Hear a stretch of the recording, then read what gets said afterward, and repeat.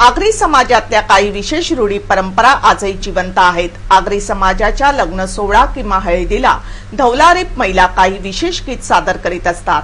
ही परंपरा आजही सांभाळून ठेवणाऱ्या या महिलेचा भव्य सत्कार आगरी समाज हॉलमध्ये करण्यात आला। यावेळी आगरी दर्पण या पुस्तकाचे प्रकाशनही करण्यात आले। ठाणे, रायगड तसेच कोकणात आगरी समाजाचे बांधव अनेक वर्ष वास्तव्य करीत आहेत। त्यांची एक विशेष भाषा तशीच परंपरा आहे। याच परंपरेचा एक भाग म्हणजे लग्नविधीमध्ये असणारी धवलारीण, ज्या महिला लग्नाच्या किंवा हळदीच्या दिवशी देवांचे गीत गातात, नवरा व नवरीच्या मंगलमय आयुष्यासाठी प्रार्थना करतात। या अशा धवलारीण महिलांचा सत्कार रविवारी आगरी समाज हॉलमध्ये आयोजित करण्यात आला होता। या कार्यक्रमाला प्रमुख पाहुणे म्हणून आमदार विवेक पाटील, आमदार प्रशांत ठाकूर, आगरी दर्पणचे संपादक कादह पाटील, नगराध्यक्षा चारुशीला घरत, जेडी तांडेल आदी मान्यवर तसेच आगरी समाजाचे बांधव मोठ्या संख्येने उपस्थित होते। यावेळी आमदार विवेक पाटील यांनी धवलारीण महिलांचे विशेष कौतुक करीत आगरी परंपरेचे जतन करण्याचे प्रमुख काम या माध्यमातून होत असल्याचे त्यांनी सांगितले। आपल्या सर्वांचं मनपूर्वक या ठिकाणी अभिनंदन करतो की माझ्या माहितीप्रमाणे प्रास्ताविकात आपण सांगितलं, पण धवलारींचा सत्कार करण्याचा हा पहिला कार्यक्रम तालुक्याचा आणि तो मान म्हणून आगरी समाज मंडळाने घेतलेला आहे। त्यामुळे आपल्या सर्व कार्यकारिणीचा, माननीय पाटील साहेबांचा आणि हा कार्यक्रमाची सूचना करणारे या ठिकाणी आपल्याला सूचना केलेली आहे धनंजय गोंधळे यांचं मनपूर्वक अभिनंदन करतो। त्याला धन्यवाद। समाजामध्ये जे काही पारंपरिक पद्धतीने आपले कार्यक्रम चालू असतात तो ठेवा सातत्यानं चालवण्याचं काम आपण सर्व या ठिकाणी जुळलेल्या माता भगिनी आपण करत आहोत। ते काम एवढं सोपं नाही त्या विषयावर पण या ठिकाणी आपला सत्कार करत असताना समाजाने आपली पूर्ण दखल घेतलेली आहे। आपण पण एक समाज प्रबोधनाचं आपण हे काम करतो। आपल्या भाषेचं महत्व किती आहे, केवळ आगरी भाषेवर तापस मॅडमना पीएचडी मध्ये डॉक्टरेट मिळाला, एवढी मोठी भाषा आपली देशाकडे आहे। आणि म्हणून या शुभमुहूर्तावर मासिक आगरी दर्पणचं प्रकाशन करण्याचं देखील आगरी समाज मंडळाने ठरवलेलं आहे। यावेळी उपस्थित मान्यवरांच्या हस्ते धवलारीण महिलांचा सत्कार करण्यात आला।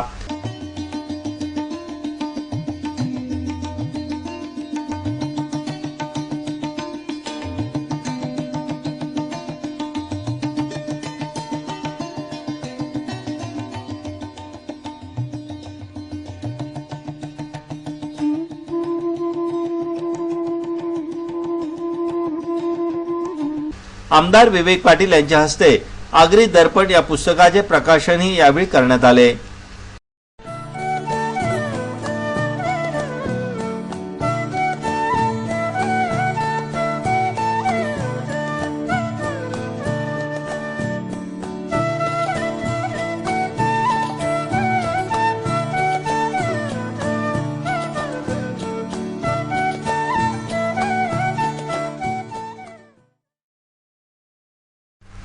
जय हनुमान क्रिकेट क्लब बामणडोंगरी तर्फे मर्यादित षटकाचे प्रकाश झोतातील क्रिकेट सामन्याचे आयोजन शनिवारपासून करण्यात आले होते। या सामन्याचे उद्घाटन नवी मुंबई युवक राष्ट्रवादी काँग्रेसचे कार्याध्यक्ष वैभव नाईक यांच्या हस्ते करण्यात आले। जय हनुमान क्रिकेट क्लब बामणडोंगरी तर्फे मर्यादित षटकांच्या प्रकाश झोतातील क्रिकेट सामन्यांचे आयोजन शनिवारपासून करण्यात आले होते। या सामन्यांचे उद्घाटन नवी मुंबई युवक राष्ट्रवादी काँग्रेसचे कार्याध्यक्ष वैभव नाईक यांच्या हस्ते करण्यात आले। यावेळी पनवेलचे माजी नगराध्यक्ष जयम म्हात्रे, एपीएमसीचे सभापती राजेंद्र पाटील, वरिष्ठ पत्रकार माधव पाटील, कर्नाळा स्पोर्ट्स अकॅडमीचे उपाध्यक्ष रविशेठ पाटील, विभागीय सचिव रामदास नाईक, अविनाश पाटील, रवींद्र पाटील आदी मान्यवरांना विशेष अतिथी म्हणून आमंत्रित करण्यात आले होते। यावेळी वरिष्ठ पत्रकार माधव पाटील यांनी उपस्थित खेळाडूंना शुभेच्छा देत हनुमान क्रिकेट क्लबच्या पदाधिकाऱ्यांचे कौतुक केले।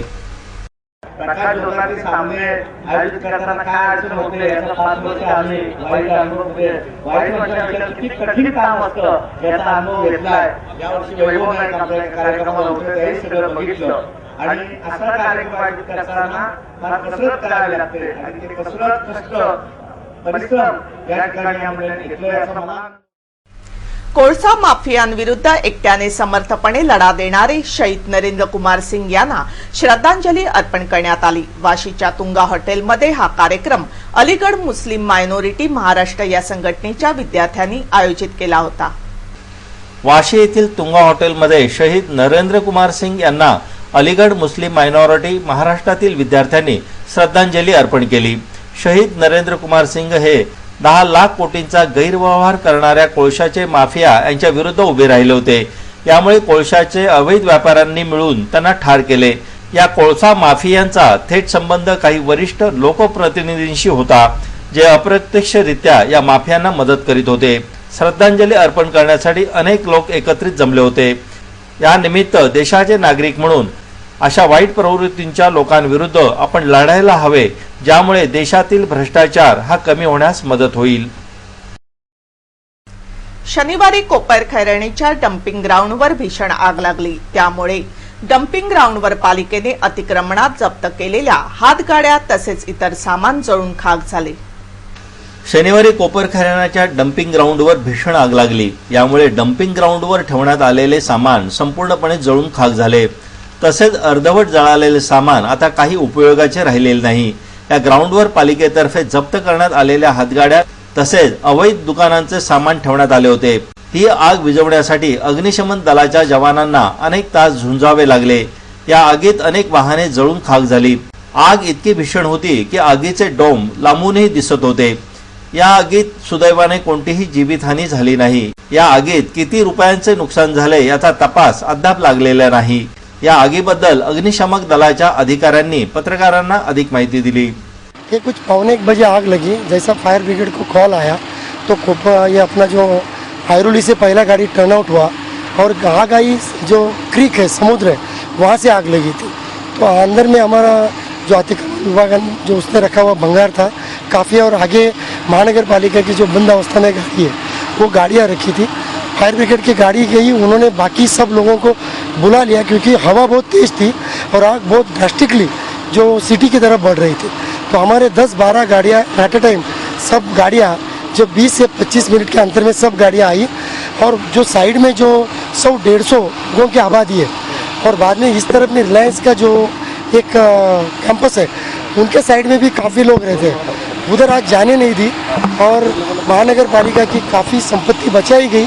जो नई गाड़ियाँ जेटिंग की थी, हम खुद आग में अंदर घुस के पूरे जो गाड़ियाँ थी वो बचाया। जो बहुत पुरानी गाड़ियाँ थी उसमें आग लगी थी।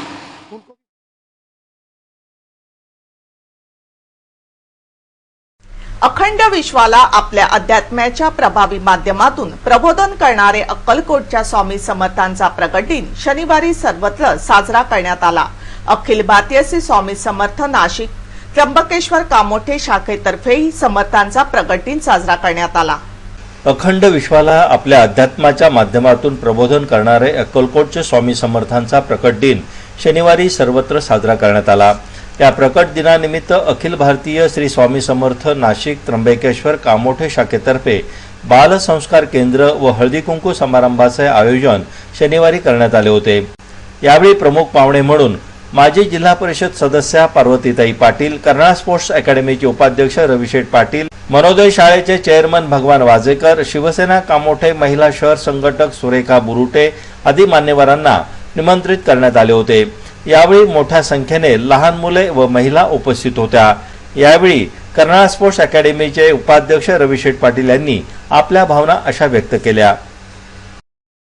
सर्व बालक मस्त एकदम जोरात गात होते, कारण हे संस्कार आणि संस्कारीच बालक आहेत असं मी खरोखर माता भगिनींचं मी धन्यवाद मानेल की एवढं जरी दुर्गट भारी ही आरती सर्वांना येत नाही, पण हे बालकांनी सुद्धा गाऊन सर्वांनी पूर्णपणे केलेले आहे, कारण ते संस्कार आहेत। आणि पुढे हे एवढ्या आरत्या तुम्हाला पण येणारच आहेत, नंतर आम्हाला पण तुम्ही शिकवायचे आहेत, कारण बालक ही आता जी बालकं आहेत ती फार हुशार आहेत आणि लगेच कॅच करतात।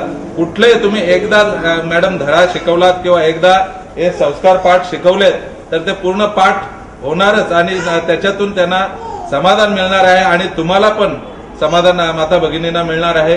कारण आपली बालकं जर संस्कारित झाली तर याच्या पुढं ते संस्कार घेऊन आपल्या घराण्याचं आपल्या देशाचं नाव उज्ज्वल करणार आहेत. पनवेलमध्ये सर्वत्र पाणी टंचाई आहे. ही पाणी टंचाई टाळता येऊ शकत होती, परंतु काँग्रेसच्या पनवेल नगरपालिकेतल्या ढिसाळ कारभारामुळे नागरिकांचे पाण्यावाचून हाल होत आहेत. पनवेल नगरपालिका निवडणुकीपूर्वी भरपूर आश्वासने काँग्रेस पक्षाने पनवेलकरांना दिली. त्यापैकीच एक 24 तास पाणी देण्याचे आश्वासन दिले होते. परंतु निवडणुका झाल्यानंतर काँग्रेस पक्षाने कोणतीही आश्वासने न पाळल्याने नागरिक संतप्त झाले आहेत. 1 महिन्यांपासून पनवेलचे नागरिक पाणी टंचाईमुळे ग्रासलेले आहेत. आमच्या प्रतिनिधीने पनवेलच्या विविध भागात जाऊन नागरिकांच्या प्रतिक्रिया जाणून घेतल्या. यात प्रामुख्याने 3 प्रश्न पुढे येत आहेत. एमजेपीचे बिल भरले तरी पुरेसे पाणी का मिळत नाही? पाईपलाईन बंद ठेवून साफ करण्याचे नियोजन करताना पर्यायी व्यवस्थेचा विचार कोण करणार? पाण्याच्या विभाजनात असामान्यपणा का? काही ठिकाणी भरपूर पाणी तर काही ठिकाणी एक थेंब सुद्धा पाणी मिळत नाही. अवैध इमारतींना पाणी पुरवठा का दिला जात आहे? अशा प्रकारचे अनेक प्रश्न नागरिकांच्या मनात उभे राहिले आहेत. हमारे यहाँ की पनवेल की लेडीज की इतनी बड़ी समस्या है, पानी के नींद में भी पानी सोचती है कि उसको पानी आएगा कि नहीं आएगा, सो भी नहीं सकती. सबसे अच्छा ज्यादा से ज्यादा टैक्स दे रहे हैं हम गवर्नमेंट को, ज्यादा से ज्यादा टाइम पे हम टैक्स देते हैं. छोटी सोसाइटी में भी उतना ही पानी मिल रहा है जितनी गोदरेज की इतनी बड़ी सोसाइटी होने के बाद में उसको भी उतना ही पानी मिलता है. सुबह उठते हैं तो पानी की 2 बाल्टी है, पूजा पाठ नहीं कर सकते, कुछ नहीं कर सकते. वो आपस के अंदर हम लोग ये सोचते हैं पानी आएगा या नहीं आएगा. वॉचमैन बोलता है मैडम पानी भर लीजिए, आधा घंटा है. ये कोई कंडीशन है? ये कोई समाज की दृष्टि है? जो औरतें पूरे हिंदुस्तान इंडिया पूरे देश के घर की सबकी कमान संभालती है, वो पानी की बूंद बूंद के लिए तरसती है. ये हमारी कांग्रेस की हमारे सरकार के अंदर आज स्त्रियों की इतनी बुरी हालत है. अपने ही देश में अपने ही पानी के लिए एक बूंद बूंद के लिए तरस रही है. और 10 दिन हो गया आज में एक बूंद के लिए हम पानी के लिए तरसते हैं.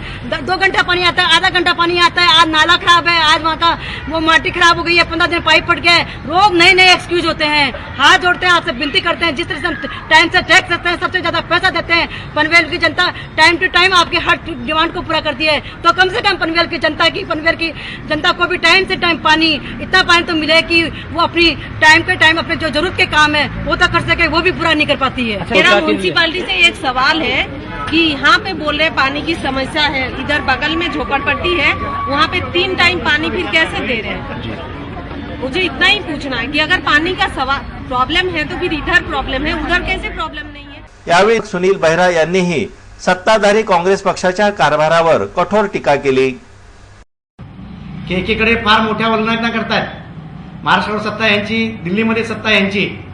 कुठे जाऊ तिथे हा प्रश्न पाण्याचा तातडीने सोडवायला हवा होतं. आज तटकरे यांच्या सोबत आहेत, परंतु एमजीपीला जवळजवळ 3-3.5 कोटी रुपये आज देऊ केल्यात. हे पनवेलची जनता पाण्याचे पैसे वारंवार योग्य वेळेस भरत आहेत आणि या पनवेलच्या जनतेला ह्या लोकांनी पाण्यापासून वंचित ठेवलेलं आहे. त्याच्यामुळे या सत्ताधाऱ्यांचा मी खेद व्यक्त करतोय. ते लोक सांगतील आज 15 ते 1 महिन्यापूर्वी या परिस्थिती अशी भयानक आलेली पाण्याची. प्रत्येक सोसायटीमध्ये टँकरनी पाणी पुरवठा केला जातो, बोरिंगचं पाणी मागवावं लागलंय. परंतु सत्ताधाऱ्यांना डोळ्याला भूल आलेली आहे. एकीकडे पनवेलचे आमदार मोठ्या वल्गना करतायत की पनवेलच्या जनतेला 24 तास पाणी दिलं जाईल, परंतु 24 तास सोडा, 1 वेळचं पाणी तरी या सत्ताधाऱ्यांनी दिलं. सरकारच्या अर्थसंकल्पात सोन्यावर लावलेल्या चुकीच्या कर धोरणामुळे देशभरातील सराफांनी दुकाने बंद करत अमर्यादित संप पुकारला आहे. पनवेलच्या सराफांनी या आंदोलनाला पाठिंबा देत आपली दुकाने बंद केली आहेत. केंद्र सरकारतर्फे मांडण्यात आलेल्या अर्थसंकल्पात अनेक अन्यायकारक अटी व नियम लावण्यात आले आहेत. त्याच्यापैकी सोन्यावरील आयात कर हा एक आहे. याचा थेट परिणाम हा सराफांवर होत आहे. सरकारच्या चुकीच्या धोरणांविरुद्ध देशभरातील सराफांनी आपली दुकाने अनिश्चित काळासाठी बंद ठेवण्याचा निर्णय घेतला आहे. या बंदला पनवेलमध्येही चांगला प्रतिसाद मिळाला आहे. पनवेलमध्ये सराफांच्या संघटनेने याविरुद्ध मोर्चा काढला होता. याबाबत सराफांनी आपल्या प्रतिक्रिया अशा व्यक्त केल्या. आज हम ज्वेलर्स के व्यापारी सब अनिश्चितकालीन बंद के ऊपर उतरे हैं. हमारा हिंदुस्तान में जो नए सिरे से उत्पाद शुल्क लागू किया गया है, इसके ऊपर गोल्ड पे पहले उत्पाद शुल्क नहीं था, अभी इन्होंने उत्पाद शुल्क लागू किया, एक्साइज ड्यूटी लागू की है. उसके अगेंस्ट में हम लोग सब ज्वेलर्स वाले हिंदुस्तान पूरे में SJF James end jewellers federation of India, उनके माध्यम से हम लोगों ने उनके साथ कनेक्टेड हैं और हम लोगों ने मतलब बोला कि भाई हमें उत्पाद शुल्क नहीं चाहिए। इसके कारण से हम लोगों ने ये बंद का आह्वान किया हुआ है। अनिश्चितकालीन बंद, जब तक ये नहीं हटाया जाएगा तब तक हम आपको दुकानें नहीं खोलेंगे। इसमें ये जो उत्पाद शुल्क है वो हमारे यहाँ से सोना कारीगर मिल जाता है, बना करके हमें वापस देता है। तो कारीगरों के साथ साथ हमारा और कारीगर अशिक्षित है, वो केवल काम करना चाहता है, वो कुछ भी रिकॉर्ड मेंटेन नहीं कर सकता। इसके लिए करके हमने उनके साथ साथ हमारा और उनका दोनों का रिकॉर्ड चेक करेंगे तो उनको समझ नहीं है और इसके लिए उनका रोजी रोटी भी तकलीफ आएगी, हमारी रोजी रोटी भी तकलीफ आएगी। इसके लिए हमने बंद रखने का निश्चय किया और हम जब तक यह उत्पाद शुल्क वापस नहीं जाता तब तक बंद रखने की सोच करके हमने बंद किया है।